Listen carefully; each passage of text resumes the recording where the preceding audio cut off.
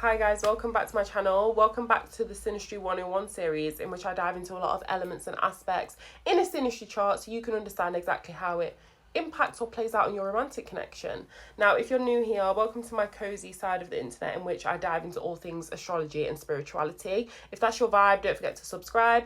If you like shorter, more engaging content, you can follow me on TikTok, which is linked in the description box below. And also know I am a Synastry specialist. I do offer Synastry readings. That is also linked in the box below.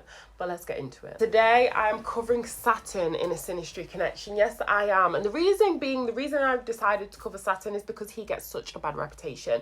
He is known for bringing harsh lessons, a lot of karmic energy to a relationship. But people don't realize that through that, you actually build the foundation for stability so that the relationship can have that longevity, so long-term commitment can exist. Before we dive deep into it, let's talk a little bit about what Saturn actually means. What does Saturn represent? Saturn represents discipline, responsibility, structure, commitment, but it also rules over things like karma, restrictions, and because of that, the energy can be a bit difficult to interpret, and it's easy to just side with the stance that he brings chaos and bad vibes to the relationship. But that's just not true. I like to call Saturn the strict father or the strict teacher that you didn't know you needed, but essentially he's the planet of keeping it 100. He keeps it very real, he doesn't sugarcoat, and he isn't afraid to give out some tough love. Think of it like this: Saturn is that friend who always keeps it real with you, always tells you the truth, whether you want to hear it or not, because they have your best interest at heart. Saturn in Synastry pretty much works exactly the same way. It pushes you to grow so that you can make your relationship stronger. It has that solid foundation that you need. So now we've got that out of the way, let's dive deeper into how Saturn exactly can show up in a Synastry connection, in a romantic connection in astrology. And that is through aspects, as we all know. If you don't know about aspects, I suggest you go and watch a bit of a video about it. However, I will give a brief overview as to what I'm talking about with these aspects. First of all, I'll list the aspects that we have. We have conjunctions, we have squares, we have oppositions, we have sextiles, we have trines. They are your 5 key aspects that if you are into astrology, you should know by now. Now let's start with a conjunction, because it is one of the most powerful aspects in Synastry. A conjunction is basically formed when 2 points in 2 people's charts are that close together that they blend together. The energy is amplified. And when Saturn's involved, this amplifies commitment, essentially. It makes the relationship feel very serious, even from the start.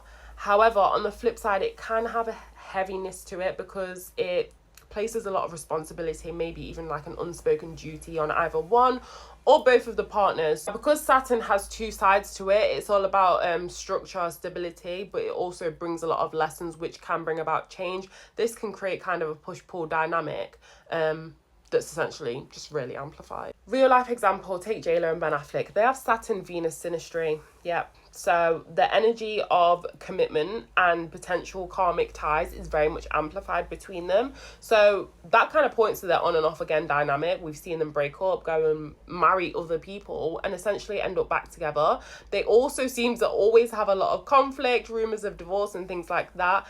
And that can very much point to this kind of aspect, because Saturn does not allow you to easily walk away from connections that it deems important. Like I said, it often has an unspoken duty element to it. However, it will constantly bring up the shit that you need to work through until you've learnt the lesson. So maybe that's why we see a lot of drama between them often, but they can't seem to separate. Next up, we have squares and oppositions. Yes, the challenging aspects of astrology. A square is the one that brings internal strife and conflict, and an opposition is that usually brings external issues to the forefront so they can be worked through. These are very difficult, challenging aspects because there's a lot of rejective energy to it. Like the lessons that are coming up are rejected by either one or both parties, which makes it a lot harder to work through. But essentially, it's trying to bring balance into the connection. Real life example again, let's look at Jay-Z and Beyoncé. Here's Saturn, which is in her 7th house of relationships and his own 8th house of intensity, intimacy, and transformations,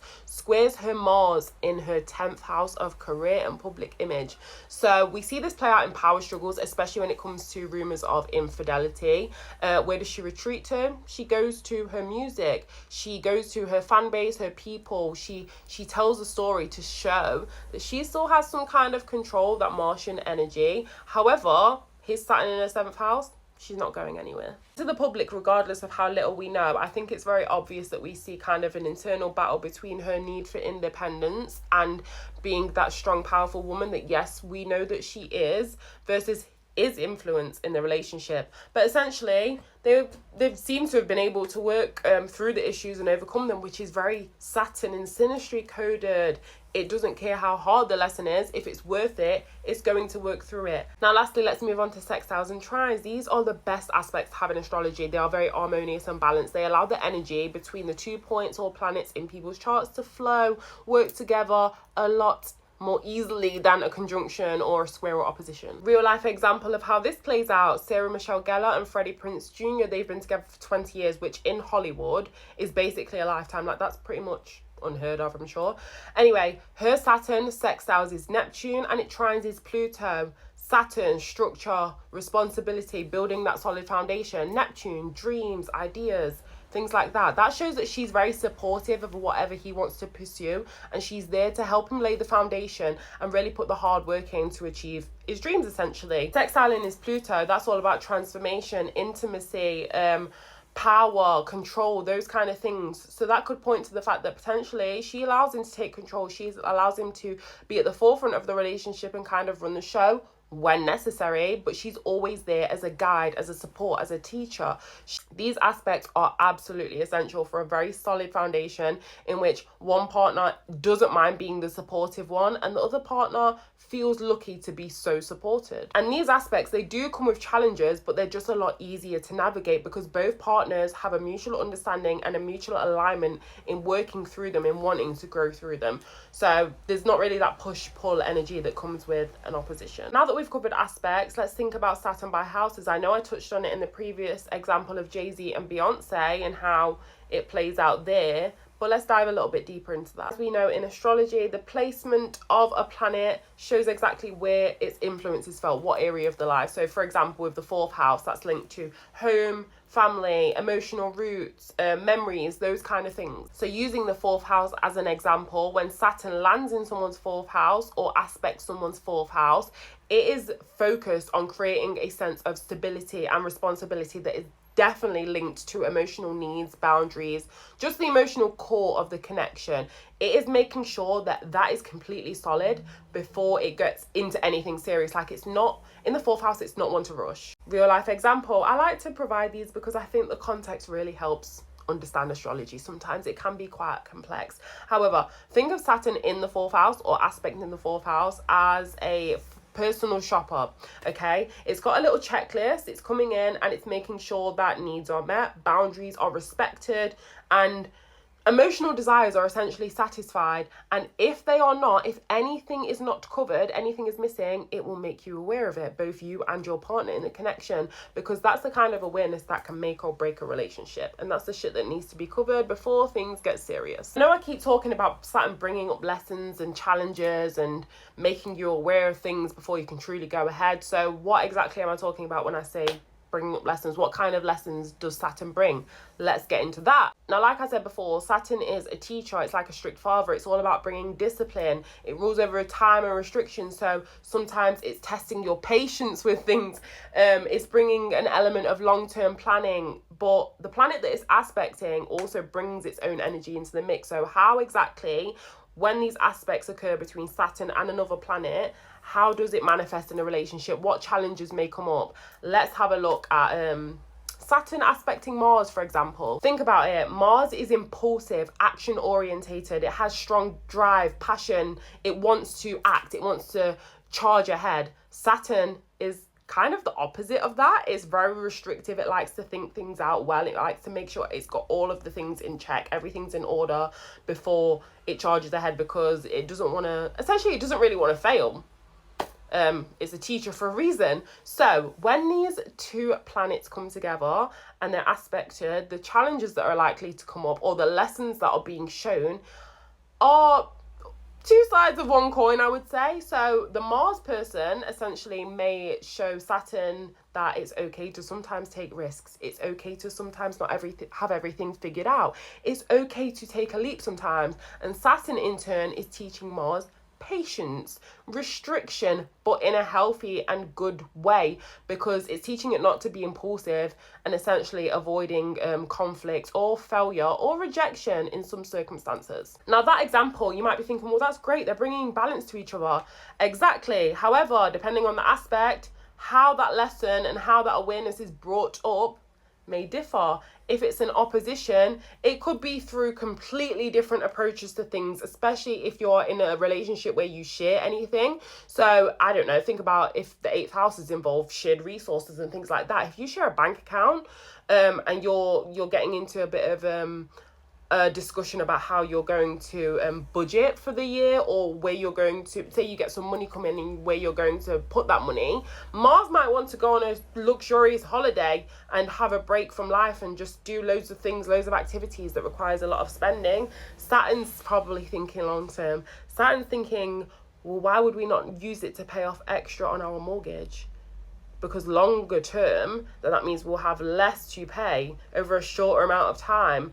Mars might not like that. Mars wants to fucking explore, dive into life, experience these things, and or maybe even like invest in a whole new business that is not even thought through. And Saturn's like, where's the logic? That makes no sense. That is so risky. We could lose it all, or it could just be a waste of money. So that's where the challenges can come up. It completely depends on people's approach, perception, on many areas of life. This is what I'm saying. There is so much to a synastry connection. It is not limited to one aspect or placement. You have to consider people's life experience and free will as well. You also have to remember Saturn is a malefic planet. So the way it brings up the challenges, it does not care to soften the blow. Essentially, shit's gonna get brought up one way or another, so you just kind of gotta accept it. And especially if it's aspecting another malefic like Mars, yeah, it's like the battle of the bosses. I don't want you to think, well, you're just gonna avoid people that you have Saturn aspects with, because that just doesn't make sense. Because at the end of the day, the lessons that Saturn brings are worth it. And I will speak directly to my people who are 30 plus now. Think about your Saturn return. Yep. Think about what you went through during your Saturn return. So maybe ages 27 to 30, maybe even 31 in some cases. Think about the chaos, the turmoil, the lessons that came up for you, because I know regardless of how big or small, there was something major that happened during that time. And then reflect on your life after it. And then reflect back on your life before it. Which is better? Aren't you glad for what you went through? Aren't you thankful for where you're at now? If you're not, maybe you didn't learn the lesson. However, the point that I'm making is, with pain, with challenges, with lessons, with strife, comes transformation. And with transformation is a whole new opportunity to experience life in a completely different way, a whole new lens. And when you're doing that with another person as well, that can be beautiful. It can be extremely transformative. So, yeah, I think it depends on so many factors. However, please don't let Saturn scare you out of a relationship, because it's probably one of the best things that can help you build that longevity, especially if you're looking for like your person, your soulmate, that long-term commitment. So that is it for today's deep dive. I hope you guys enjoyed this video. Please let me know in the comments if you want me to change like my structure, any aspects that you want me to cover in Synastry, what you want to see, what planet you want to see me cover next, anything like that. Like, I'm open and welcoming to all of your thoughts, and I am very appreciative to you guys for watching. Just a final reminder, if you haven't already and you enjoyed this vibe, you enjoyed what I yap about, then don't forget to subscribe. I would appreciate a like for the video, and also you can turn the notifications on so you can get an update about my next Synastry 101 video. I haven't decided what planet it will be yet. Like I said, if you drop a comment, might pick the one that you want. But yeah, that's it for today, and thank you so much for joining me again.